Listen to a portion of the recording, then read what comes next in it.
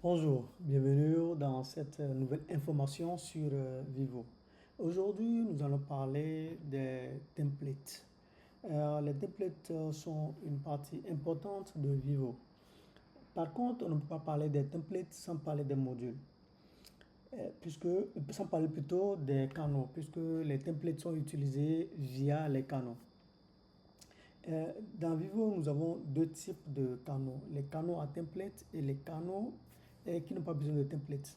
Les canaux à template sont WhatsApp, email, SMS, et les canaux sans template sont Instagram, Messenger.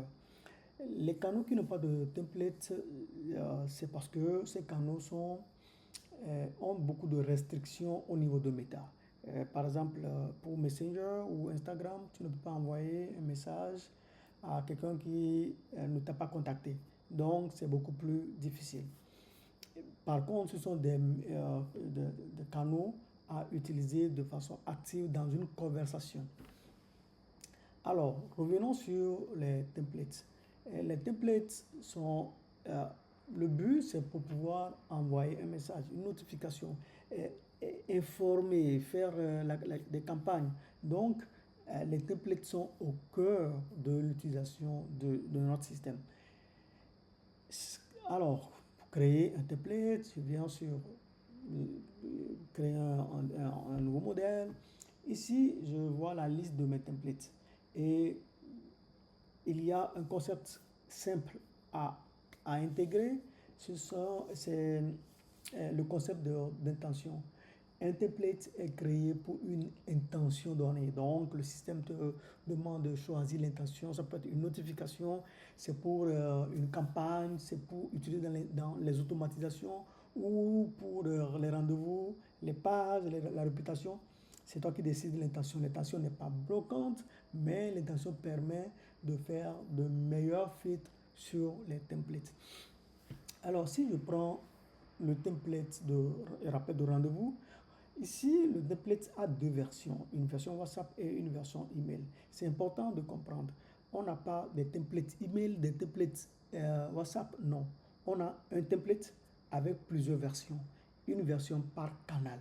Et c'est ce qu'on va voir ici quand je vais créer un nouveau template. Je donne le nom, je choisis l'intention et je peux maintenant créer les versions. Et chaque version avec ce que je peux donner. Euh, Naturellement, une version email peut être plus détaillée parce que l'email n'est pas bloquant. Et une version WhatsApp peut être moyennement détaillée, mais une version, par exemple, SMS, on va tout droit au but. Et donc, là, pour créer une version WhatsApp, est une version enrichie. On peut ajouter le pied de page, choisir la langue, ajouter des boutons d'intention, ajouter un média. Et donc, on peut ajouter tout ça dans la version WhatsApp.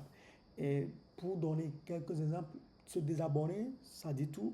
Le client a un bouton, un quick reply dans, dans son message et peut cliquer là-dessus et automatiquement le client ou le contact est désabonné.